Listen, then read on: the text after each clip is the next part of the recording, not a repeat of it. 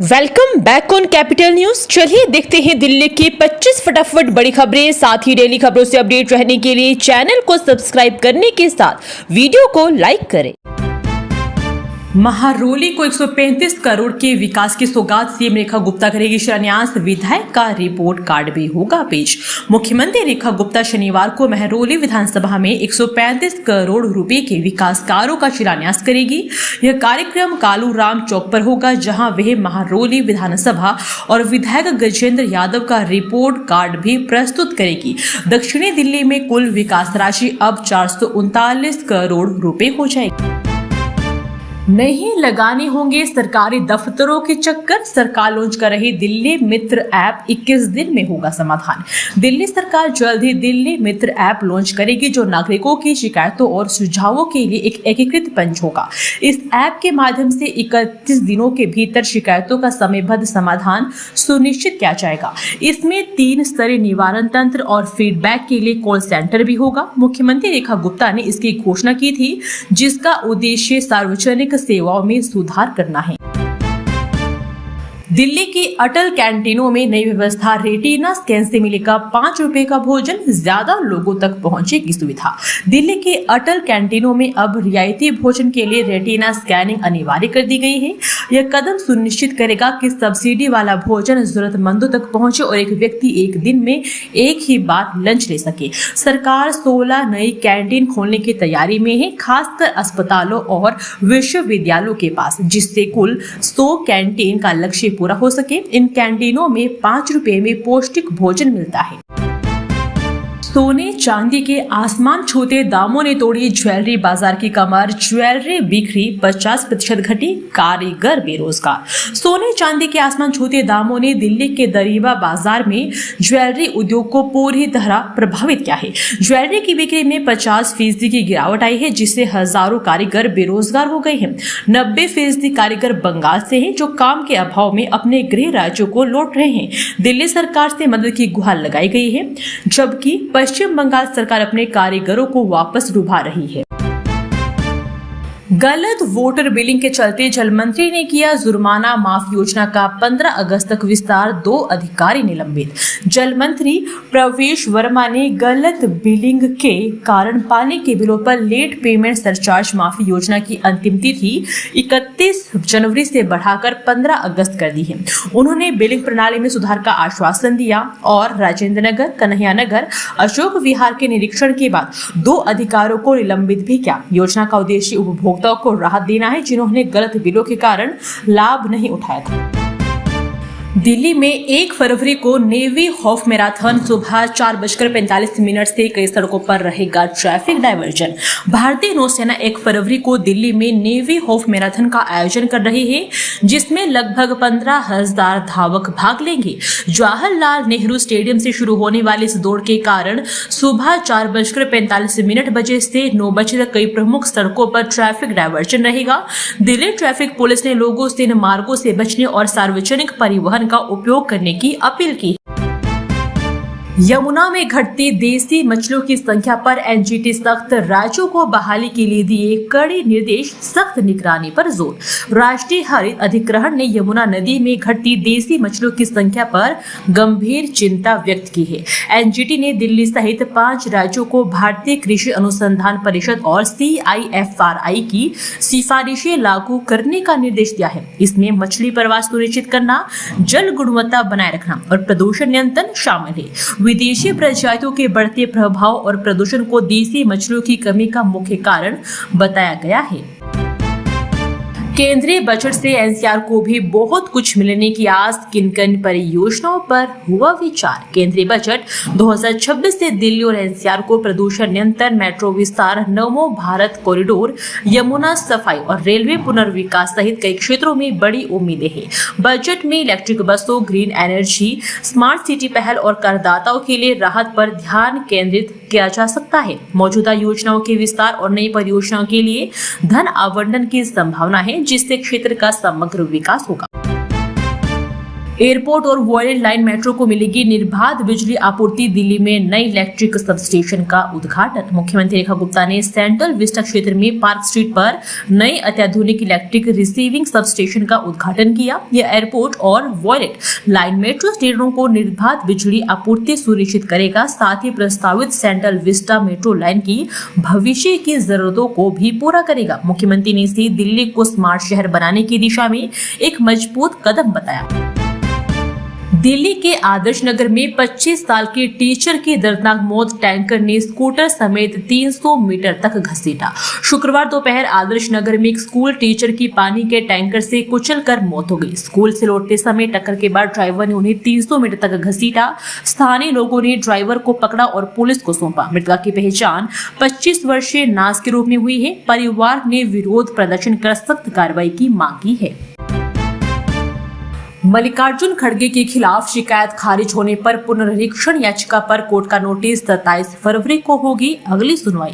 Rouse Avenue court ने कांग्रेस अध्यक्ष मल्लिकार्जुन खड़गे के खिलाफ शिकायत खारिज करने के आदेश को चुनौती देने वाली पुनर्निरीक्षण याचिका पर नोटिस जारी किया है। दिल्ली पुलिस और खड़गे को 27 फरवरी को अगली सुनवाई के लिए बुलाया गया है। यह याचिका रविंद्र गुप्ता ने दायर की है, जिसमें अप्रैल 2023 में खड़गे के कथित नफरत भरे भाषण पर मजिस्ट्रेट कोर्ट के फैसले को रद्द करने की मांग की गई है।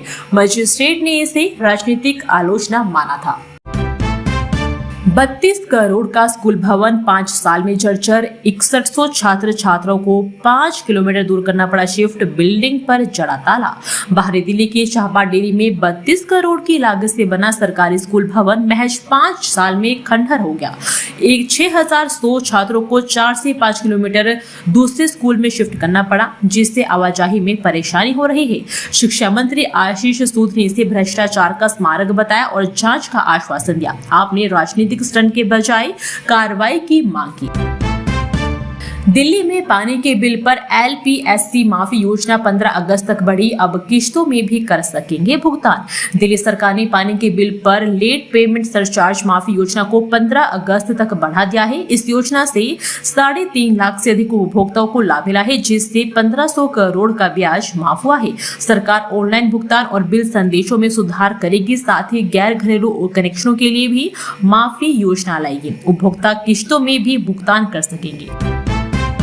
दिल्ली के कमांडो काजल की हत्या पर किरण बेदी ने उठाया सवाल। फेसबुक पोस्ट पर कमेंट्स में मिले तगड़े जवाब। दिल्ली पुलिस की महिला कमांडो काजल की हत्या पर पूर्व IPS किरण बेदी ने गंभीर सवाल उठाए हैं। उन्होंने फेसबुक पोस्ट में पति द्वारा मारपीट और हत्या की घटना पर लड़कों की परवरिश और लड़कियों को मानसिक आर्थिक रूप से सशक्त बनाने की जरूरत पर जोर दिया। उनकी पोस्ट पर कई लोगों ने प्रतिक्रिया दी, जिसमें माता पिता की भूमिका, बच्चों की समान परवरिश, मूल्यों की शिक्षा और लड़कियों को आत्मनिर्भर बनाने पर जोर दिया गया।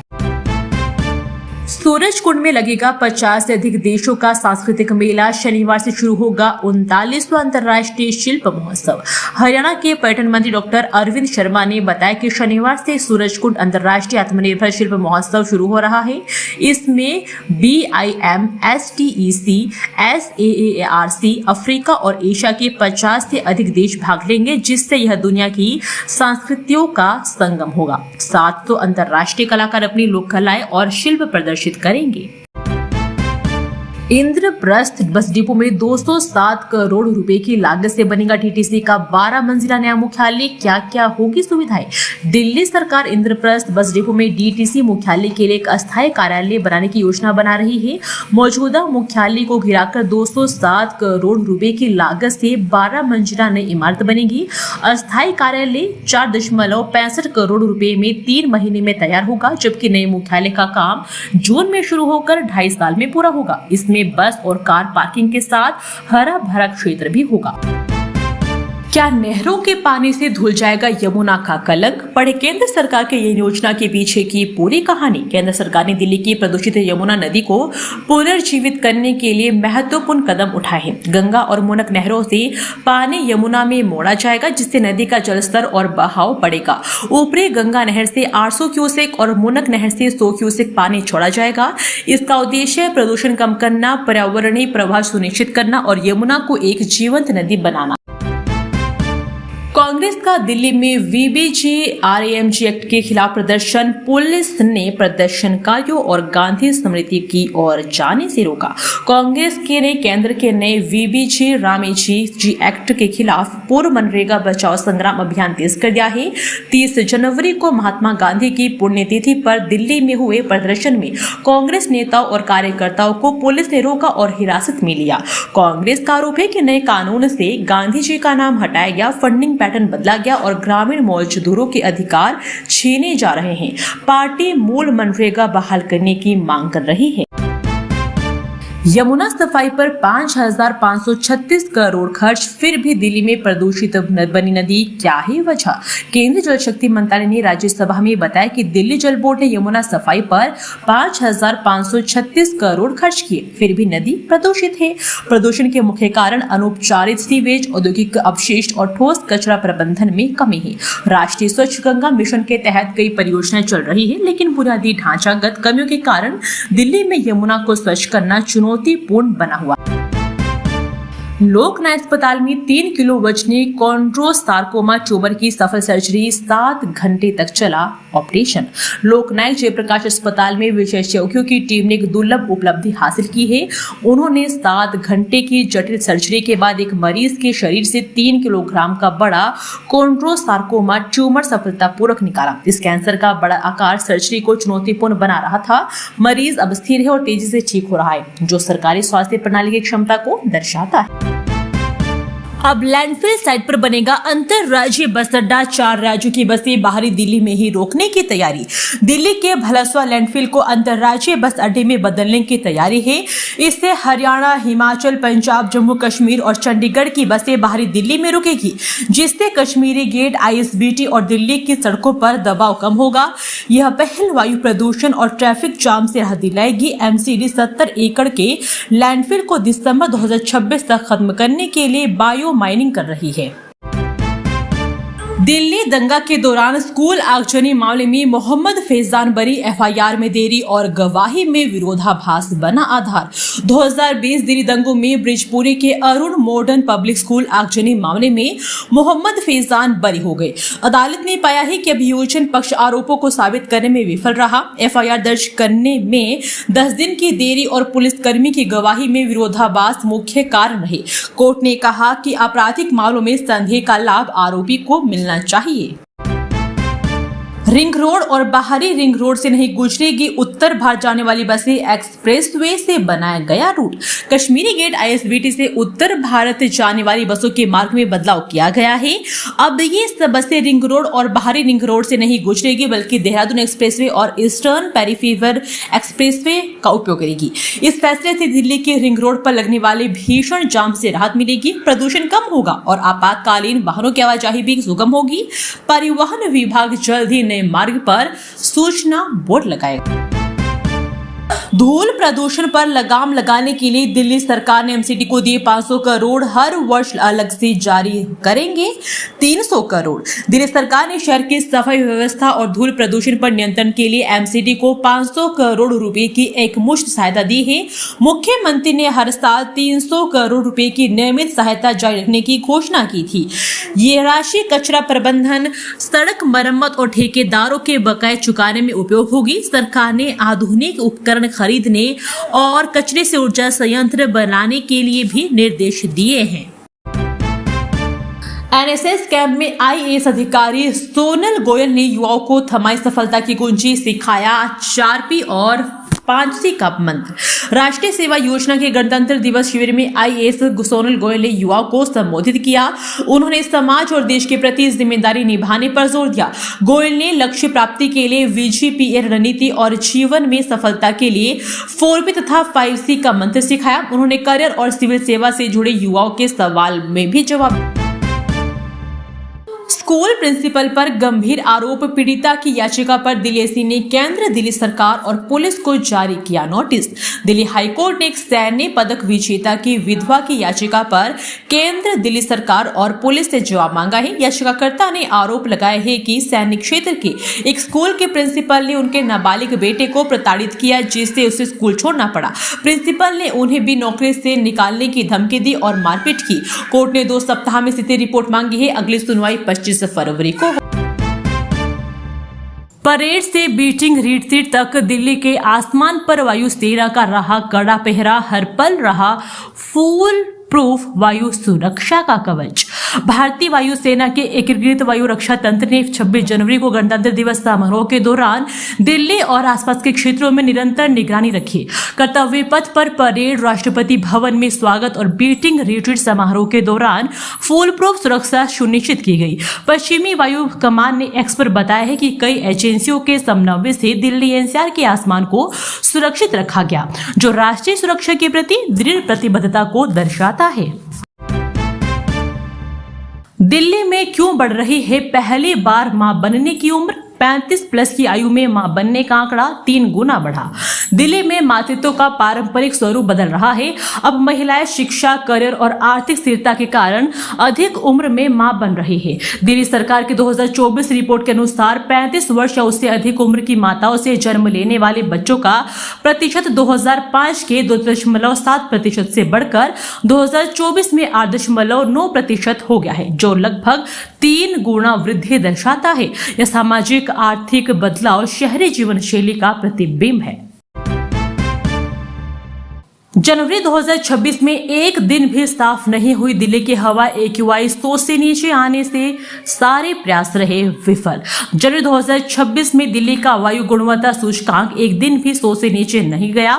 महीने के 30 में से 28 दिन हवा प्रदूषित रही, जिसमें गंभीर, बहुत खराब और खराब श्रेणियां शामिल थी। केंद्रीय प्रदूषण नियंत्रण बोर्ड के अनुसार मई 2015 से यह 11वीं बार है जब जनवरी में दिल्ली की हवा अच्छी या संतोषजनक नहीं रही। शुक्रवार को भी दिल्ली का समग्र AQI 253 खराब दर्ज किया गया। दिल्ली मुंबई रूट पर 668 किलोमीटर सुरक्षित कवच 4.0 से हाई स्पीड ट्रेनों को मिलेगा बड़ा बूस्ट।